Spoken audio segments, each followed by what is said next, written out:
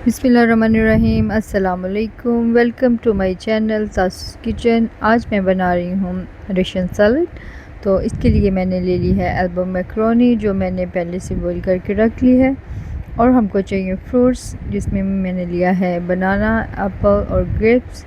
और मैंने लिया है क्रीम पैक और थोड़ी सी हमको चाहिए मेयोनेज़। तो आइए स्टार्ट करते हैं बनाना। तो सबसे पहले हम फ्रूट को चॉप करेंगे। मैंने अच्छे से धो के पहले रख लिए हैं। आप भी हमेशा जब भी फ्रूट खाएं तो उनको पहले अच्छे से वॉश कर लें, क्योंकि इनके साथ बहुत मसाला लगा होता है जो कि सेहत के लिए ठीक नहीं होता। ये देखिए, मैंने इस तरह से सारे स्लाइसेस इसके छोटे छोटे कर लेने हैं। आपकी अपनी चॉइस से आप छिलका उतार लें या फिर छिलका साथ ही रहने दें। मैंने छिलका समेत इनको कट कर रही हूँ, क्योंकि इस तरह से लुक बहुत प्यारी आती है। अगर आप नहीं खाते छिलका तो आप इसको पील कर लें। तो जी, अब हम काटेंगे बनाना के भी बारीक बारीक से स्लाइसिस करके। तो मैं इसको बॉल में ऐड कर दूंगी। अब मैं लूँगी अंगूर। इनको भी अच्छे से साफ़ करके दरमियान से काट लेंगे। अगर छोटे हैं तो आप साबुत ही डाल सकते हैं, अगर थोड़े से बड़े हैं तो आप दरमियान से हाफ़ कर लें इनको।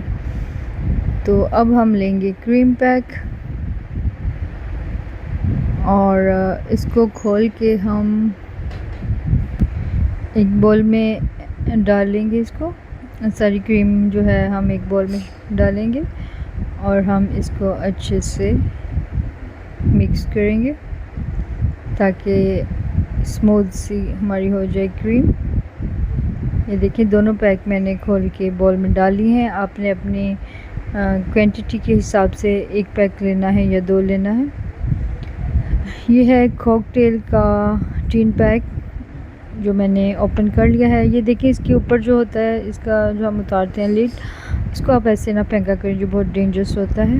तो इसको फोल्ड कर लिया करें या इस तरह से इसको एहतियात से फेंका करें। ये बहुत डेंजरस है, मुझे तो बहुत डर लगता है जब ओपन करती हूँ, बहुत बुरा लगता है हाथ पे। तो कॉकटेल के अगर पीस बड़े हैं तो इनको थोड़ा सा छोटा कर लें, जो ज़्यादा लंबे हैं, और इनको हम शामिल करेंगे फ्रूट के अंदर। कॉकटेल को भी मैंने स्ट्रेनर में डाल के इनका जो जूस है वो मैंने निकाल लिया था और ऊपर से उनको छान के फ्रूट के अंदर शामिल कर लिया है। इसके अंदर कोई पानी नहीं है। अब जो है मेयोनीज़ हाफ़ कप वो मैंने डाल दी है क्रीम के अंदर, और इसमें डाला है half teaspoon salt. Half teaspoon ही इसमें शामिल करूँगी वाइट पेपर, और 2 टेबलस्पून इसमें शामिल करेंगे शुगर। इस तरह से वो थोड़ा नमकीन और थोड़ा मीठा और थोड़ा सा स्पाइसी टेस्ट हो जाएगा वाइट पेपर से। वाइट पेपर का बहुत अच्छा अलग टेस्ट होता है। ब्लैक पेपर और वाइट पेपर जो है, इनका टेस्ट बहुत डिफरेंट होता है। तो मैंने इसमें वाइट पेपर इसलिए डाला है ताकि वो वाइट ही रहे क्रीम, उसका रंग ना बदले। तो ये देखिए, अगर आपके पास वाइट पेपर नहीं है तो आप ब्लैक डाल सकते हैं, कोई मसला नहीं है, लेकिन मैंने इसमें वाइट डाली है।